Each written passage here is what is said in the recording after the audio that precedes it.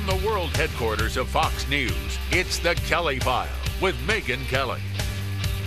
A new fallout tonight from the first congressional hearing on President Obama's executive action on immigration, a move he made despite repeatedly insisting he did not have the power to do it. Department of Homeland Security Chief Jeh Johnson was the star witness today. He's been called the author of the administration's executive action. He defended his boss and then was asked to defend his boss's reversal. Watch.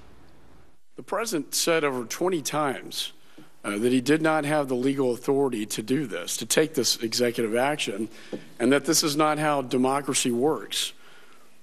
Do you agree with that prior statement? I've looked at various excerpts of remarks by the president concerning his legal authority to act. I do not believe that what we have done is inconsistent with that. Really? Next week, the Senate takes up this issue, and moments ago, I spoke with Senator Rand Paul. Senator, good to see you tonight. So Jeh Johnson assures us that the president did not contradict himself and that we should not believe our lying eyes. The very same thing President Obama tried to tell George Stephanopoulos a week ago Sunday. Do you believe the president has reversed himself? You know, I don't even know how you can, with a straight face, defend the indefensible. How do you defend against the president's actual words 20 times saying he didn't have the power? The president went even so far as to say he's not a king, he's not an emperor, that he can't do this. And now we have a complete about face, and everybody's just going to say, oh, well, the president changed his mind. Is this just disrespectful? I mean, why not just say, yes, he reversed himself, and then the president could explain why he did that. I took a closer look at the law. I didn't believe it went as far as actually now I believe it does. Why look us in the face and try to tell us what we saw on camera 24 times did not exist, and we were just too stupid to understand? Well, you know, I think this isn't just one issue. There's a pattern of this type of behavior. On Obamacare, they have amended Obamacare after the fact without any congressional authority. They're now doing it on immigration, but they've also done it on war powers as well. The Constitution gives this power to Congress, and yet the president just says, I'll do it. But when the president ran for office, he said adamantly he didn't have the power to do war, also without congressional authority. So he's changed his mind on a host of issues.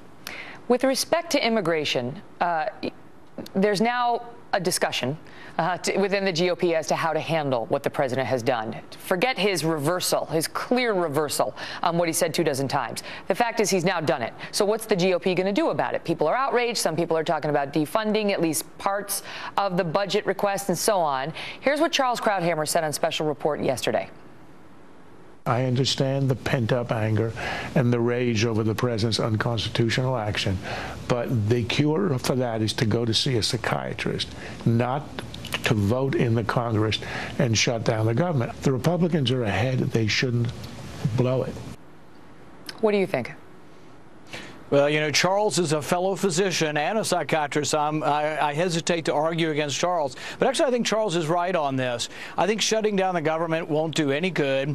We don't have the power until January comes. In January, though, we have the power to write all of the appropriations bills and to, in minute detail, tell the president how the money's to be spent. So we have a great deal of power beginning in January, and I think we should use all of that, but we shouldn't use it to shut down the government in December. I don't think that'll help anybody. And so what do you think is the point of these congressional hearings? Is there one?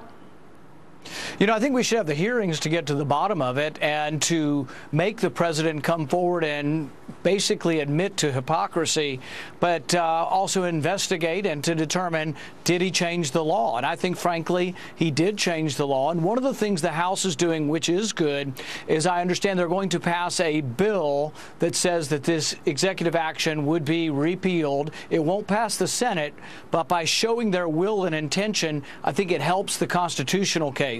In the 1950s, we overturned an executive order of Harry Truman because the court said that it went against the will of Congress.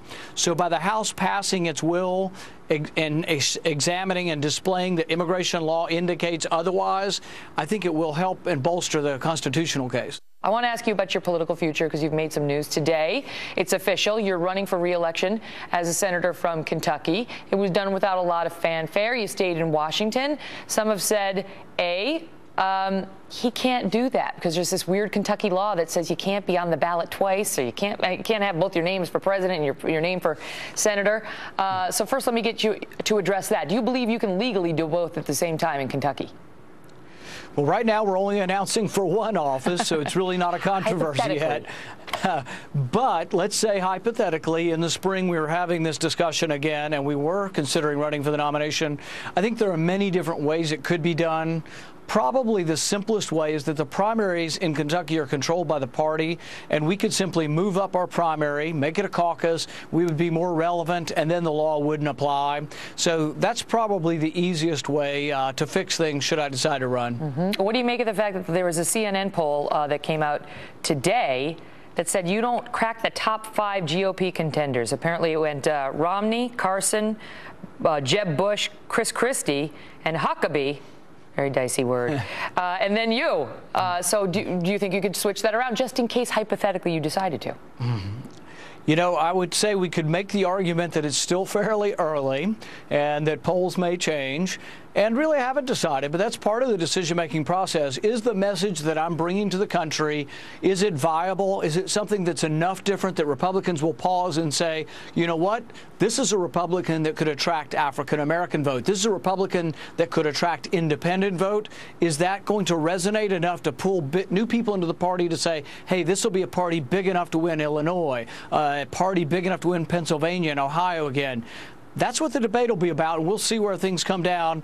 And like I say, I'll make my decision probably in the March-April timeframe. Jeb Bush was considered to have taken some sort of a shot at conservative Republicans yesterday, suggesting that the GOP doesn't need conservatives to win the White House, and what it needs is a candidate who would be willing to lose the primary in order to win the general. Your thoughts on that? I think your first mistake is when you talk about conservatives in the third person. If you don't consider that it's a we rather than them, you really miss what's going on in the Republican Party. We are a conservative party, and as a conservative, I can't understand really even referring to conservatives in the third person. Rand Paul, good to see you, Senator. All the best to you. Thank you. Up next, Attorney General Eric Holder says problems discovered in Ferguson threaten the entire nation, and now he's doing something about our nationwide problem of law enforcement engaging in racial profiling. But my next guest says the nation's top cop is himself helping fan the flames in this situation. Milwaukee Sheriff David Clark is here next with a very unique perspective. Our police officers cannot be and cannot be seen as an occupying force disconnected to the communities that they serve.